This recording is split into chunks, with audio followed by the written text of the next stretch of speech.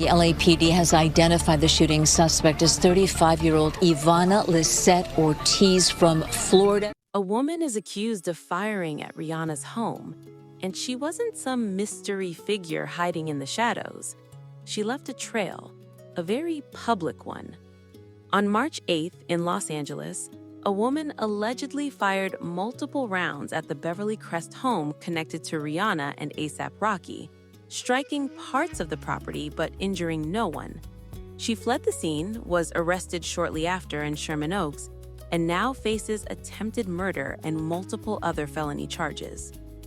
The LAPD has identified the shooting suspect as 35-year-old Ivanna Ortiz from Florida. And here's where the story shifts from a celebrity home shooting to a bigger question. Who is this person? On paper, Ortiz doesn't look like someone who would end up in a case like this. Multiple outlets describe her as a licensed speech pathologist, a job built around helping people with speech and communication disorders. Reports say her professional license dates back to 2024, which makes these allegations even more shocking. She appeared to be a trained healthcare professional, not someone prosecutors would accuse of firing shots at a celebrity's home. And then the internet did what it always does. It started digging through her posts. What people found raised a disturbing question. Had this been building for weeks? You saw Rihanna. You saw her picture. She has a very big forehead and an ugly, ugly nose. In a Facebook post dated February 23rd, Ortiz appeared to address Rihanna directly, using insulting and offensive language while demanding the singer respond to her. Just days earlier, another post reportedly referenced both Drake and Rihanna, repeating that same false claim, this time paired with a hashtag tied to Drake's nickname. In one clip, she addresses Rihanna by name and makes a bizarre comment. "Listen, Rihanna, when you die, God is taking me to my future."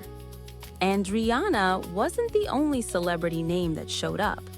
A separate video shows Ortiz speaking into a mirror while calling out Cardi B. "You can't mess with me, Cardi B. You're supposedly busy right now." The posts don't read like typical fan commentary.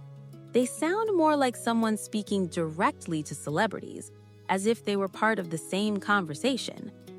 Then there's another detail that makes Ortiz's background even stranger. Court records and local reporting in Florida show that in 2025, she filed a petition against Live Nation Worldwide and the city of Orlando, attempting to block a Billie Eilish concert at the Kia Center. She claimed organizers hadn't obtained the proper permits and noise waivers. There's no clear indication that the petition had anything to do with Rihanna, but it adds to a picture that feels consistent: escalating conflict with major public figures and big-name entertainment targets. Local reporting also notes that Ortiz had prior legal trouble in Florida before this case, including arrests connected to domestic violence and careless driving. And now, she's at the center of an investigation involving one of the most famous women in the world. Prosecutors say the alleged shooting happened in broad daylight. While Rihanna and A$AP Rocki haven't publicly commented in detail, the district attorney's office has made it clear they're treating this as a serious, violent crime. "We intend to convict Ms. Ortiz of all the charges which have been leveled at this point beyond a reasonable doubt."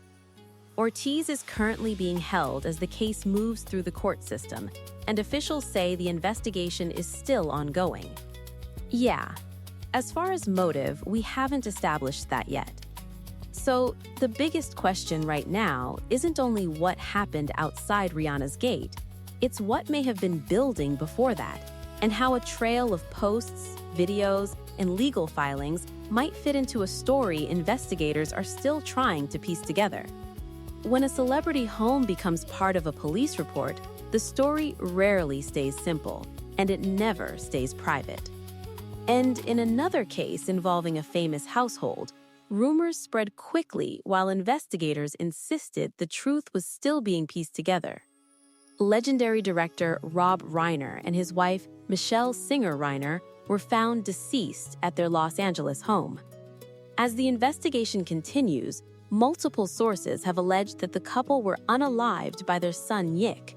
However, authorities stress that the case remains under investigation and no conclusions have been reached. Rob Reiner's career shaped generations of movie lovers. His 1984 directorial debut, This Is Spinal Tap, set the tone. It was followed by unforgettable classics like Stand By Me, The Princess Bride, When Harry Met Sally, Misery, and A Few Good Men. These films didn't just entertain, they became cultural touchstones, and chances are at least one of them lives rent-free in your head.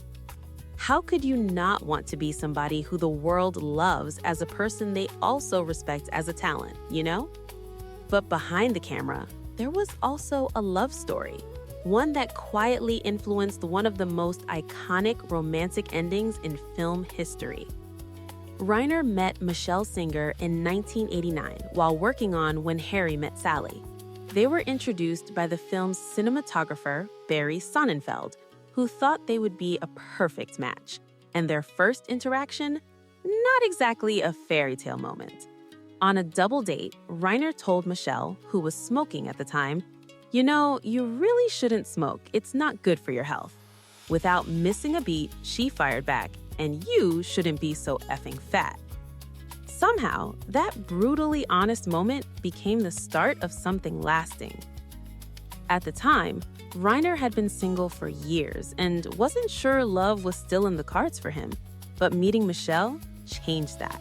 He later admitted that their relationship directly reshaped When Harry Met Sally. Originally, Harry and Sally were supposed to meet years later and simply walk away from each other. After falling in love himself, Reiner rewrote the ending, giving us that unforgettable New Year's Eve declaration and the marriage that made rom-com history. The timing was almost poetic. Rob and Michelle married in 1989, the same year the film hit theaters. Together, they built a life that included 3 children, Jake, Nick, and Romy, and a partnership rooted in friendship. In a 2024 interview, Reiner credited the strength of their marriage to something surprisingly simple. "We get along just great and enjoy each other's company," he said. Simple, but rare. As for Michelle Singer Reiner, she was far more than the director's wife. She carved out her own place in Hollywood as a photographer, producer, and actor. Michelle worked on projects like Misery, appeared in Mixed Nuts, and produced several of Reiner's later films and documentaries.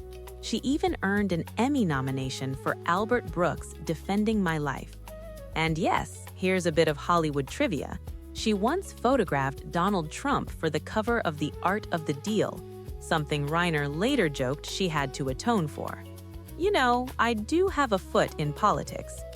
Outside of film, the Reiners were deeply involved in activism, especially marriage equality and early childhood development. Michelle, in particular, was a driving force. As Reiner once put it, "I can honestly say the reason I've done as many things in the political sphere is largely because of her." The Reiner family includes 4 children. Tracy Reiner, now 61, was adopted by Rob during his marriage to Penny Marshall, and later appeared in films like Die Hard and A League of Their Own. Their youngest daughter, Romy, now 28, has built a creative career as an actress, writer, producer, and photographer. Jake, 34, followed his own path into journalism, becoming a television reporter. And Nick, who is 32, has previously spoken openly about his struggles with addiction and homelessness. He later shared how he found recovery and used those experiences to inspire his creative work. If your kid is going through rough times, you know, the parent is, your main job is to keep your child safe. So I would do anything. This remains a developing and incredibly sensitive situation, one that has placed the Reiner family under an intense and painful spotlight.